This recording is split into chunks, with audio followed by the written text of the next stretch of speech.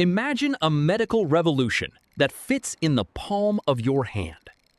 No more terrifying needles and no more drawing large vials of blood. Just one single drop from a tiny, painless finger prick. That one drop could instantly run hundreds of complex medical tests.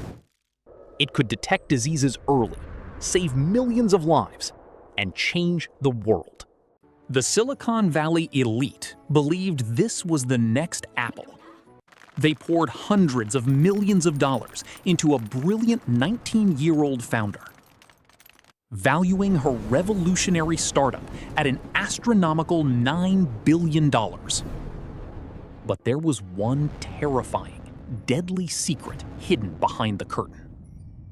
The revolutionary machine was a complete fraud, and it never actually worked. This is the chilling true story of Theranos and Elizabeth Holmes, the most dangerous and audacious scam in the history of Silicon Valley. In 2003, Elizabeth Holmes was a 19-year-old engineering student at Stanford University. She was fiercely ambitious and completely obsessed with becoming a billionaire. She had a lifelong fear of needles and wanted to disrupt the healthcare industry. She pitched a radical idea to her professors for a wearable blood testing patch. The medical experts at Stanford told her the idea was biologically impossible. But Elizabeth refused to listen to experts who told her no. She dropped out of college, took her tuition money, and founded Theranos. She promised to make blood testing fast, incredibly cheap, and completely painless. To sell this impossible dream, Elizabeth meticulously crafted a captivating persona. She idolized Steve Jobs to an extreme, almost pathological degree. She hired former Apple employees and the advertising agency that created the iPhone. She strictly wore black turtlenecks every single day to mimic her idol. She kept the office temperature uncomfortably cold just so she could wear them year-round. Most bizarrely, she artificially lowered her voice to a deep, unnatural baritone. She used this intense, unblinking stare to charm the most powerful men in America. She intentionally bypassed traditional medical venture capitalists. Medical investors would have demanded peer-reviewed science and clinical trials. Instead, she targeted software billionaires, media moguls, and high-profile politicians. Investors like Larry Ellison and Rupert Murdoch gave her hundreds of millions in cash. To solidify her credibility, she assembled an intimidating board of directors. It included former U.S. Secretaries of State Henry Kissinger and George Shultz. It included legendary military generals like James Mattis.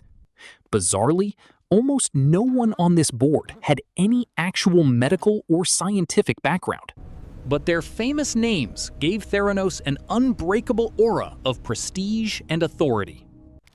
The mainstream media completely swallowed the narrative without asking hard questions. She was crowned the youngest self-made female billionaire in the world. She was featured on the covers of Forbes, Fortune, and Time magazine. But inside the heavily guarded Theranos laboratories, a massive lie was unraveling. Blood testing relies on fundamental, unbreakable laws of chemistry and physics. You simply cannot perform hundreds of complex tests on a single microscopic drop. There isn't enough sample, and squeezing a finger destroys the blood cells. The engineers and scientists at Theranos knew this was biologically impossible. They were tasked with building a magical black box they called the Edison. Inside, a tiny robotic arm was supposed to perfectly handle the blood samples. But the Edison machine constantly broke down, leaked, and shattered glass vials.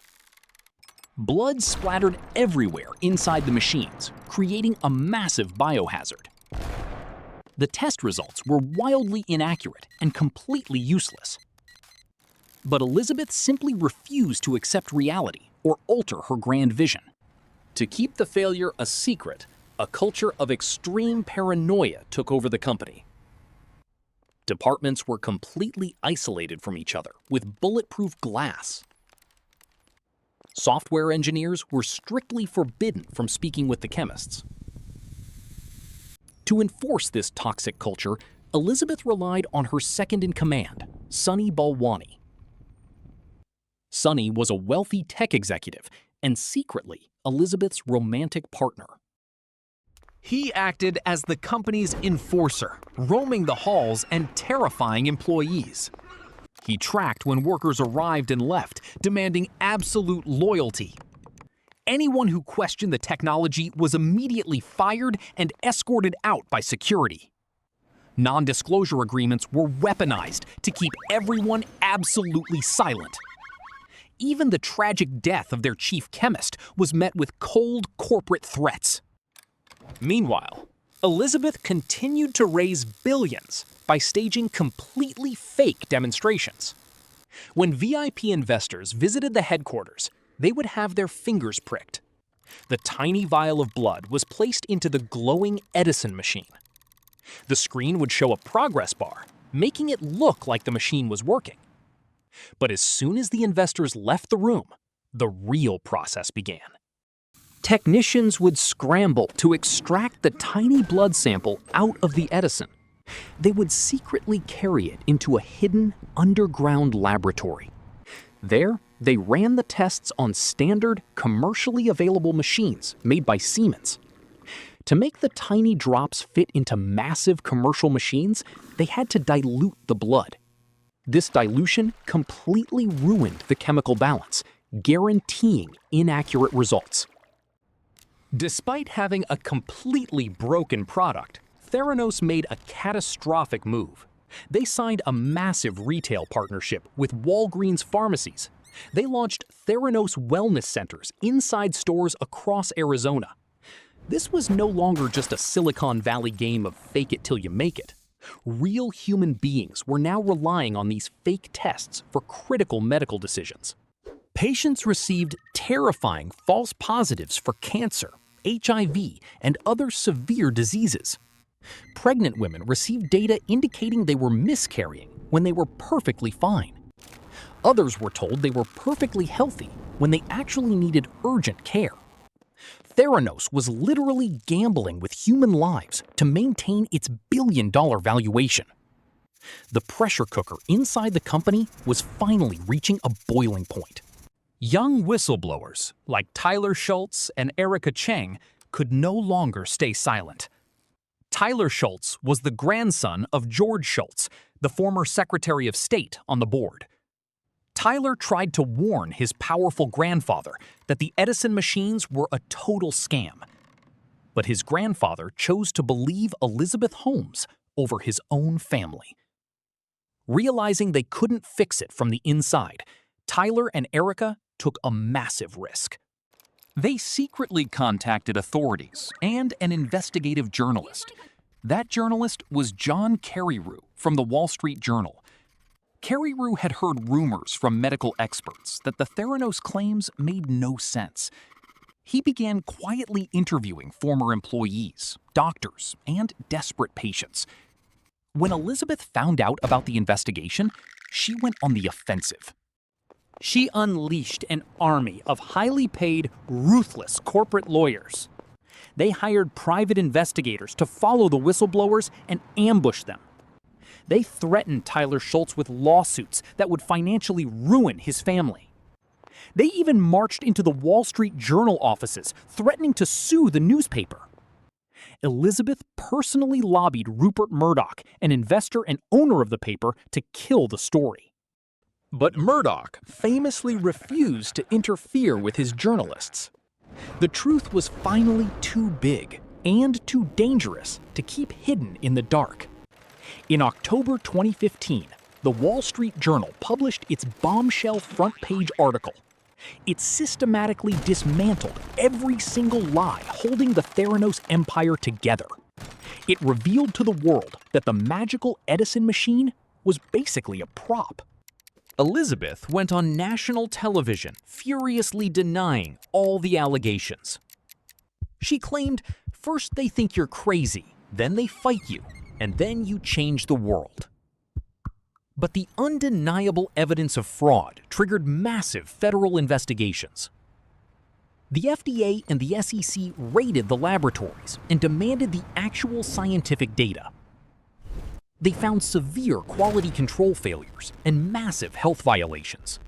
The government officially banned Elizabeth Holmes from operating a blood laboratory. Walgreens immediately panicked, terminated their partnership, and shut down all centers overnight.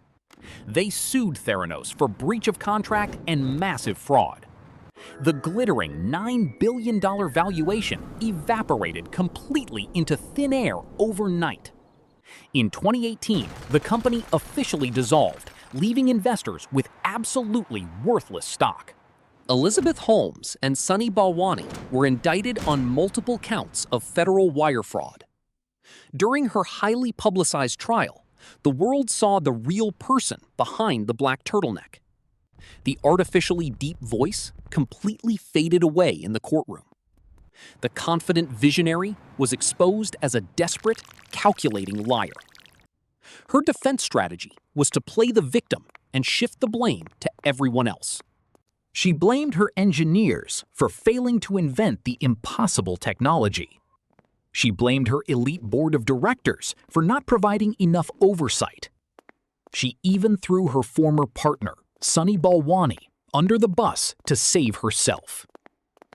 But the prosecution presented a mountain of fake reports and devastating testimonies. The jury saw right through the final deception and found her guilty. The Silicon Valley prodigy was sentenced to over 11 years in federal prison. Sunny Balwani received an even harsher sentence of nearly 13 years behind bars. The Theranos scandal remains the ultimate dark side of modern startup culture. It shows exactly what happens when software industry rules are applied to biology. In the tech world, releasing buggy software and fixing it later is a standard model. But you cannot release a buggy blood test when human lives are on the line. You can fake a computer app, but you absolutely cannot fake fundamental chemistry. The story also exposed the incredible blindness of elite venture capitalism. Billionaires were so desperate to find the next Steve Jobs, they stopped asking questions. They bought into an emotional story instead of checking the basic science. The impressive board of directors failed in their single duty to protect the public. They were blinded by their own hubris and the promise of endless wealth. Today, Elizabeth Holmes sits in a Texas prison cell, far away from Forbes magazine. But the psychological impact of her fraud has permanently scarred the medical tech industry. Legitimate founders with real, life-saving innovations now struggle to find funding. Because investors are absolutely terrified of being fooled by the next Theranos. It forces us to ask a difficult question about the ecosystem of Silicon Valley. Does the system reward brilliant innovators? Or does it simply reward the best storytellers? If you loved this deep dive into the $9 billion fake blood scam, let me know in the comments. Do you think Elizabeth Holmes genuinely believed her own lies? Or was she a calculating, cold-blooded scam artist from the very beginning?